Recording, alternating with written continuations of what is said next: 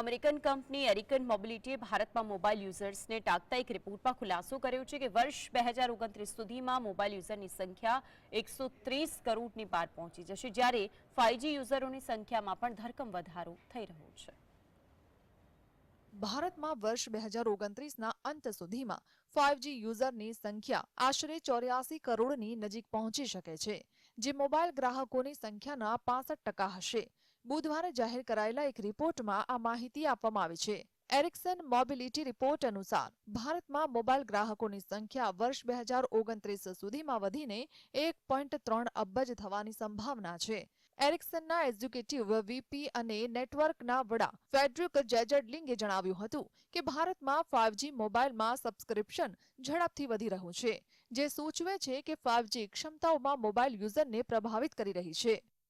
જોવા જઈએ તો વૈશ્વિક સ્તરે વર્ષ 2029ના અંત સુધીમાં 5G સબસ્ક્રિપ્શનની સંખ્યા આશરે 5.6 અબજ સુધી પહોંચવાની અપેક્ષા છે। આ રિપોર્ટમાં અનુમાન લગાવવામાં આવ્યું છે કે 5 વર્ષ પછી એટલે કે 2029ના અંત સુધીમાં વૈશ્વિક સ્તરે કુલ મોબાઈલ ગ્રાહકોમાંથી 60% લોકો 5Gનો ઉપયોગ કરતા હશે।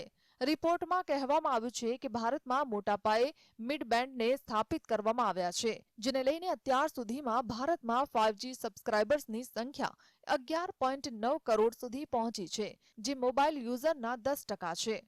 ઉલ્લેખનીય છે કે કેન્દ્ર સરકારે ટેલિકોમ સેવાઓ માટે ₹96,238 કરોડના સ્પેક્ટ્રમની હરાજી શરૂ કરી છે। આમાં વિવિધ બેન્ડના 10,522 મેગાહર્ટ્ઝના સ્પેક્ટ્રમની હરાજી કરવામાં આવશે।